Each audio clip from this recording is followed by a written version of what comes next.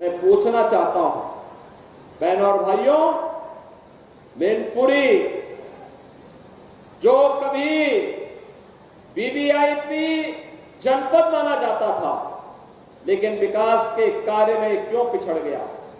मैनपुरी तो हमारे ऋषियों की धरती रही है, मयन ऋषि से जुड़ी हुई धरती रही है, मार्कंडे ऋषि से जुड़ी हुई धरती रही है। यह धरती च्यवन ऋषि के साथ जुड़ी रही, इसका संबंध रहा है। और इस धरती का संबंध देश के स्वाधीनता आंदोलन से जुड़े हुए स्वाधीनता संग्राम सेनानियों से इसका संबंध रहा है। फिर पहचान का मोहताज करने वाले कौन लोग हैं आपके सामने?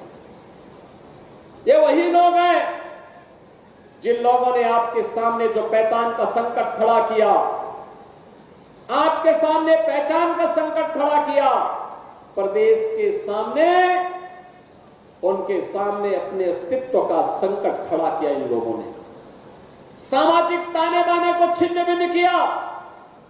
अराजकता और गुंडागिर्दी इनके डीएनए का हिस्सा है और प्रदेश में इनका मॉडल देखना है तो मॉडल इनका विकास का नहीं है।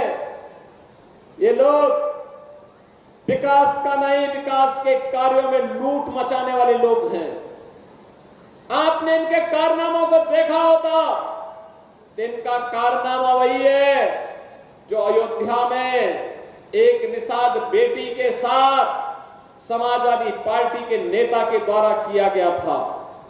इनके घिनौने कृत्य वही है जो लखनऊ में एक बेटी को कैसे इन लोगों के द्वारा गिराया जाता है, ये इनका चेहरा है।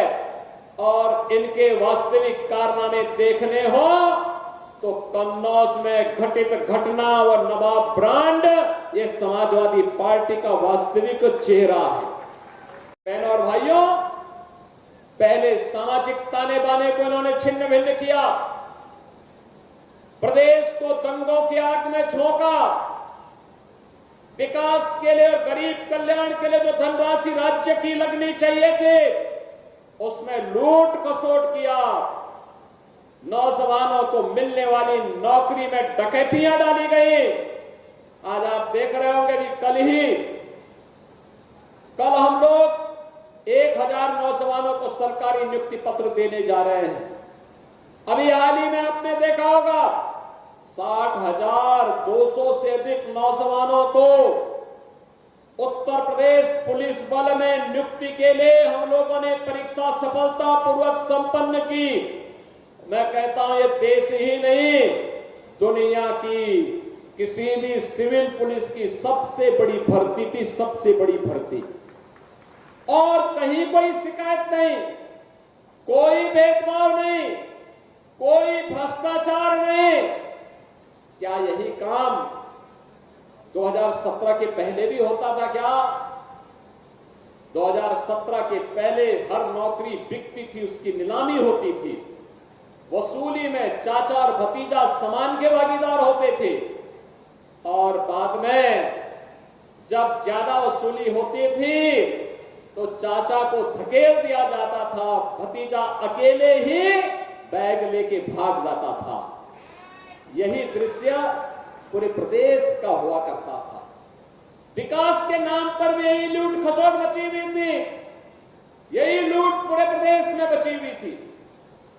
बहनों और भाइयों, इनको मैनपुरी की चिंता नहीं थी, इनको इटावा की चिंता नहीं थी, इनको स्वयं की चिंता थी। इनको प्रदेश की चिंता नहीं थी क्योंकि इनको स्वयं की चिंता थी।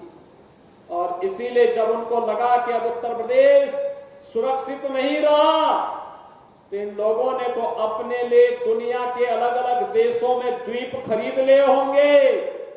लेकिन बहनों और भाइयों, हमें और आपको तो इसी प्रदेश में रहना है, हमें और आपको इसी प्रदेश में रहना है। चाचा की तो नियति ही है हमेशा धक्का खा करके वहीं पड़े रहना। लेकिन बहनों और भाइयों, उत्तर प्रदेश वासियों को धक्का खाने की आदत से अपने आप को उभारना पड़ेगा। सम्मान के साथ राष्ट्रवादी मिशन का सिपाही बन करके आगे बढ़ने की हमें आदत डालनी पड़ेगी। और इसी के लिए ये 450 करोड़ रुपए की विकास की परियोजनाओं की सौगात लेकर के आज मैं आपके पास इस मंच के साथ आया हूं।